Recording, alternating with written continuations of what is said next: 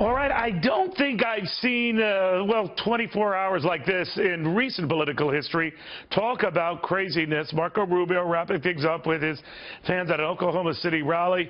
He's giving it back to Donald Trump, who is giving it back to him after we had Rubio giving it back to him. I've lost sight of who's giving back to whom. But we're going to have more on the humorous tit-for-tat and the zingers between these two. But did this event early on just stop the debate? Take a look. I am proud to be here to endorse Donald Trump for President of the United States. And there is no one who is better prepared to provide America with the strong leadership that it needs, both at home and around the world, than Donald Trump. This was an endorsement that really meant a lot. Chris is an outstanding man with an outstanding family. He's done a great job. And I think that this is the one endorsement that I felt very strongly about. I want it again.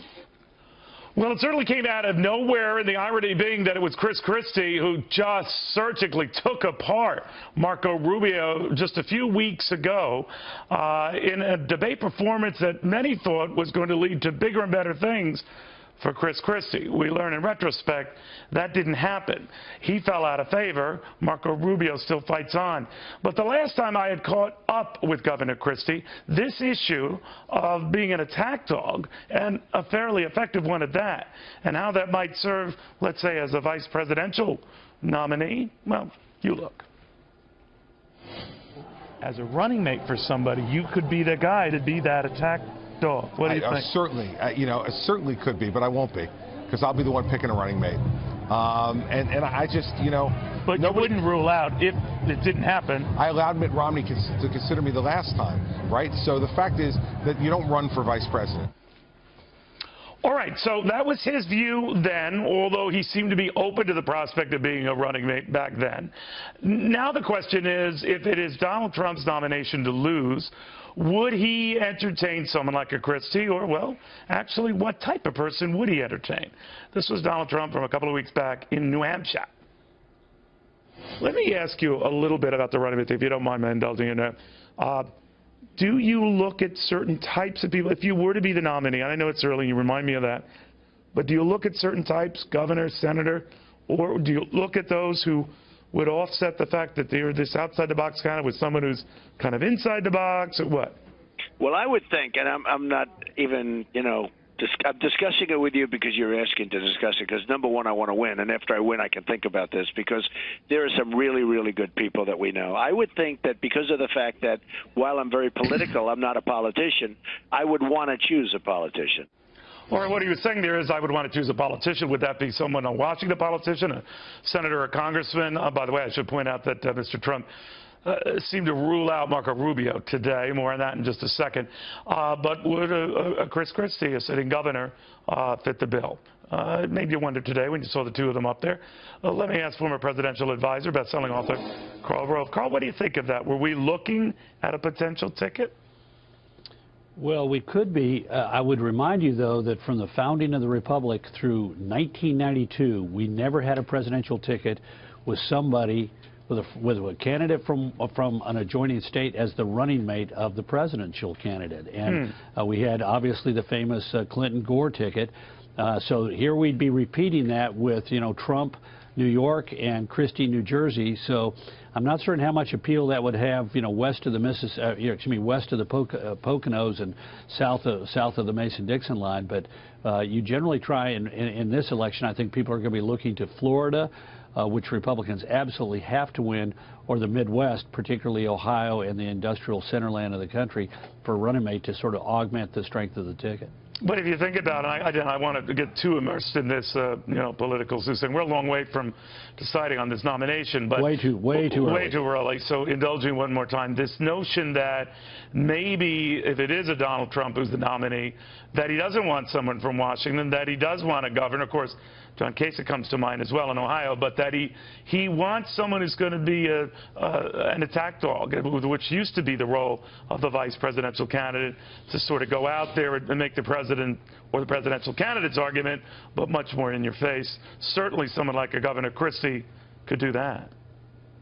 He could, but that may be going back to an old model that doesn't exist anymore. I think the rise of social media, the explosion of talk radio, the expansion of the role of cable news, the immediacy of the news cycle means that if you're going to have an attack dog, it generally needs to be the president. I mean, it's the president's campaign, the presidential candidate's campaign that has to take the lead. The vice president, who does not really emerge onto the stage until, in this instance, the third week of July, is not going to be able to carry the majority of the load even after that point. Yeah, and it would be difficult to carry New Jersey in this case.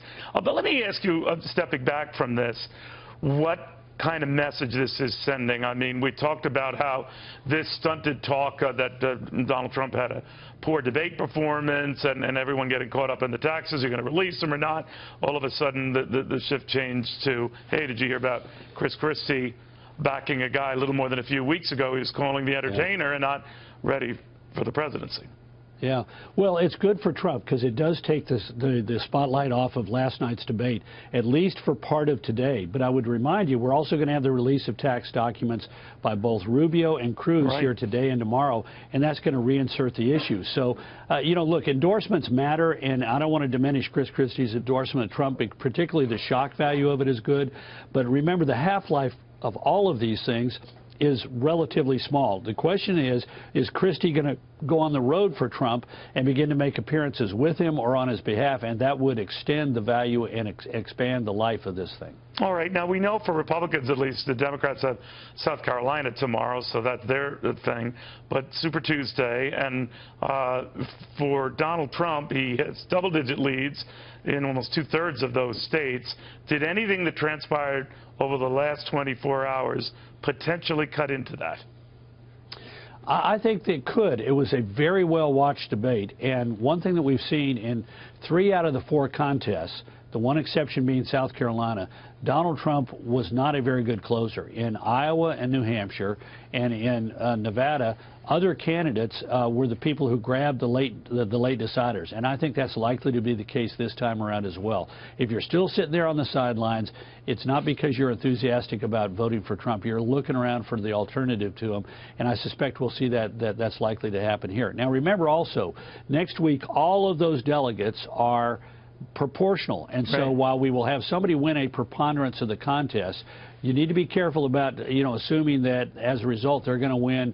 You may win 5 or 6 contests, but you're still likely to end up with a plurality of the delegates. Those delegates are going to be chopped up all over the place because of the party rules. But those rules also provide South Carolina examples where, in Donald Trump's case, you get a plurality of the vote, but all the delegates, given the fact that some of them, Connecticut comes to mind, and others have a minimum threshold by which you don't get any delegates unless you get 15 or 20% of the vote. I guess what I'm asking is given well, the be Trump careful. lead, Be careful. Remember, South Carolina was winner take all. South Carolina was winner take all, not proportional. It was winner take all at the congressional district level and winner take all at the statewide level. That's not the case next week. In fact, we have 4 states next week, Virginia, Massachusetts, Alaska, and Vermont, that are completely proportional. That is to say, there's no threshold whatsoever. Like in Virginia, you get 2% of the vote, you get a delegate. Okay, I guess what I was saying in that case, I know what you're saying about winner take all in a precinct or a district, but you could have a situation where, again, in those where they have that threshold, Donald Trump, again, if the polls stay as they are, could run up the tab here, right? Well, except for two things. One is the states where he may run them up is where you have a 20% threshold: Alabama, Georgia, Tennessee, Texas, and Vermont. And my suspicion is in perhaps all of those states, but certainly most of those states, we're likely to see all 3 of the leading candidates, Trump in front, followed by Rubio and Cruz. We're likely to see all of them get past the 20% threshold. If they don't, they suffer. The other 2 gain. The key thing though, Neil, is congressional districts, the 2-to-1 rule. In these states, Texas with 108 delegates in the congressional district, Tennessee 28, Arkansas 25, Oklahoma 25, and Alabama 21 at the congressional district level. If you get more than 20% of the vote, the first guy gets 2, the second guy gets 1. Even if there's a third guy who gets 20%, they get shut out. So that's where we're likely to see people begin to sort of pull away, is if in these states with these 2-to-1 rules at the congressional district level, somebody consistently is winning districts. These states are going to reflect the proportionality. I mean, look, Virginia, no threshold. Massachusetts, 5%. Alaska, 13%. Vermont, 20%. Those states are going to be, those states are going to be pure proportional across the state with a minimum threshold, and those are the states that are going to more likely reflect sort of the vote between everybody. It's going to be those states with the 2-to-1 in a congressional district, particularly the bigger ones of those states. I'm really sorry I asked the question. I'm kidding. I'm kidding. Well, let me ask you there quickly. I'm going to send you for your reading. I'm going to send you a copy today of the party rules. Snap the picture of it, please do. I'm going to send this to you so you can take it to bed tonight and put yourself to sleep. Well, that will certainly ease my mind with my live FBN coverage. Karl Rove, thank you very much, my friend. I appreciate it. You bet. Thank you, Neil.